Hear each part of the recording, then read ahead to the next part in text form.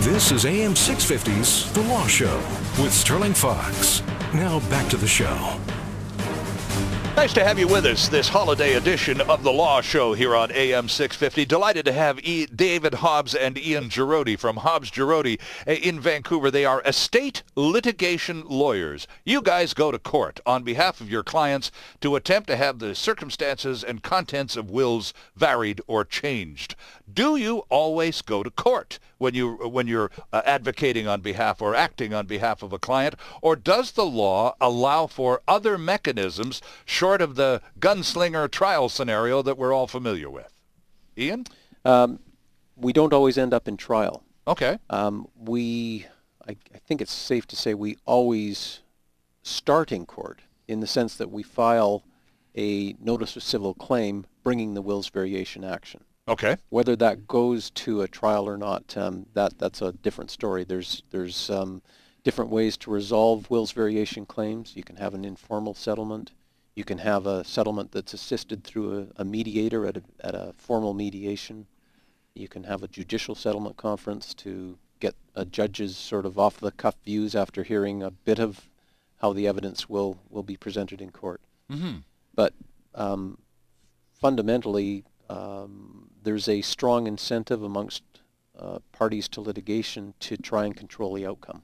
So settlement through their lawyers, in talking to each other through a mediator, is a very attractive proposition. All right, now I'm wondering about the emotions of it all, though, David, and we've had this discussion in the past. I mean, we've had a very sensible conversation, very civilized group of people around the table here this evening, and you all, especially, both of you, know of the incredible emotional intensity that some of these wills disputes can cause between family members and so on. So there are some pretty emotional highs and lows as these cases go forward. How about clients who absolutely insist that you go to court because there's going to be blood spilled in this, and I want to be part of it? Well, we quite often have people say to us, "Are you the pit bull that will go and wreak havoc on my behalf?" Right. And we do end up in court sometimes, and sometimes it's a down and dirty battle that is unavoidable. That's not anyone's goal. It doesn't make sense, really, to end up in that circumstance. So I think that emotions are there. They're valid. They exist. They're important to people's decision-making, and they have to be recognized. But they also have to be managed in a reasonable way. I would think so. That people don't harm themselves, really, with foolish decision-making. Right, and talking clients down is part of the job then, isn't it? No, sometimes we have to disagree with the client. We have to strongly advise the client to not do what they're about to do or asking us to do. In a very, very rare circumstance, we sometimes have to end our agreement with the client, not act for them anymore. That would be rare, but it can happen. Lawyers have professional obligations. They can't be silly. They have a duty to the court and to the legal system not to be pushing buttons that are not that have no merit. Right, and Ian, you said that you don't always go to court. There are other preferred methods of resolving some of these wills disputes. But when you do go to court, what is the court's approach? I mean, I would assume it's pretty somber, pretty straight up, and no emotions. Thank you very much, right? Well, the court's a very formal environment, Mm-hmm. and it's very serious. And the judge's task is to weigh the evidence that's put before him or her during the course of the trial, and make a decision based on that. It's serious, it's formal, and does emotion sometimes arise in the courtroom? For sure. Oh, I'd imagine, yeah. But that's not how a judge is going to determine the outcome. They're going to be listening to the evidence and applying the law to that evidence and coming up with a decision.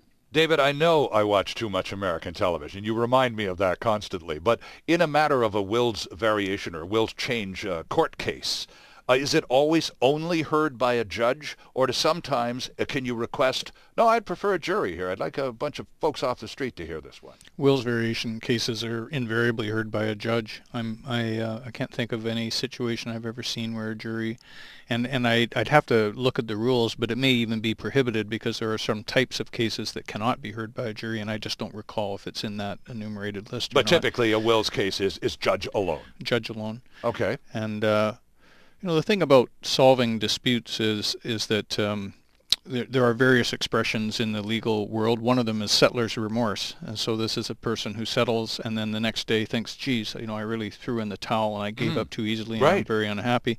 It's an emotional reaction because there's so much emotion in the battle that once the battle is over, there's almost a rebounding effect to regretting, in effect, the decision that's been made. That's an emotional to and fro that people have. Mediation is a very good tool for solving estate litigation disputes where there is a lot of emotion, for the strange reason that people get to meet and they get to exchange their emotional views, and I refer to that as venting. Mm-hmm. They get an opportunity to vent. They also get an opportunity to hear. Then they get an opportunity to settle and then come back to the process of how do we resolve this. So I think that mediation can be quite a useful tool to allow the emotions to work themselves out, so to speak. And Ian, when there is a non-judicial resolution to a case, a mediator or some kind of arbitration process occurs, and everyone goes, okay, we're good. Once the resolution is achieved and all parties are agreed, do you still have to go to the courts and say, we've agreed, now we need you to sign off on it? You do, because you are varying a will, Right. which has been proven before the court, or sometimes it isn't, but usually you're dealing with a wills variation claim after probate has been granted. And only a court can vary a will. So you may have an agreement as to how the will be varied, but the court has to sign off on it. Okay. And are there cases where the court will go, well, I'm pleased that you parties have actually come to some agreement, but I don't approve of the agreement. I think it's imbalanced. Or is the obligation on the part, because agreement has been achieved, to acknowledge that, rubber stamp it, and move on?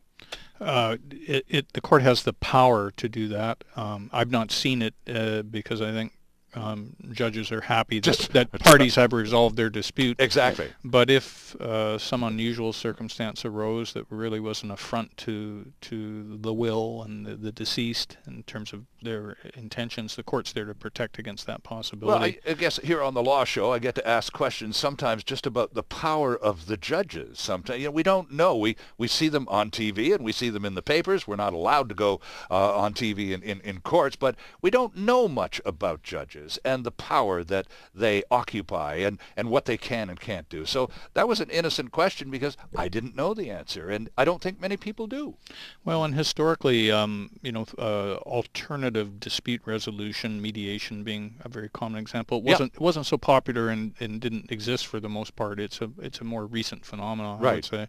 And people are always reminded that if they go to court, what they get is the decision of the court, of the judge. So an independent person decides the resolution of that dispute, and the question is do you want your dispute decided that way? Well, and in fact, I've had this same discussion with a family lawyer who said the same thing to me. Look, can we not sit down with your ex and resolve this face to face? Because otherwise, some complete stranger is going to step in and order you to do things that you may not be very happy about. Right. Is that an angle that you use with some of your clients? It's a huge factor, and it's certainly a discussion we have with our clients. Is judges are learned.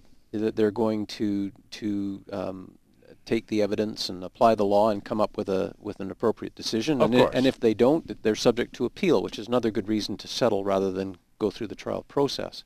But at the end of the day, we certainly talk about the cost of proceeding to trial because it's expensive. Of course. You might achieve a settlement or an outcome that you're happy with in a matter of a day at mediation, as opposed to a 10-day trial, with all of the costs that sort of gets taken out of it all. Mm-hmm. So you can do tax planning which the court can't do for you. You may be able to fashion a solution which has an advantageous tax outcome Right. just by creativity in terms of how the settlement is devised. All the more reason, if you're involved in one of these emotional wills issues and disputes, to sit down with a lawyer.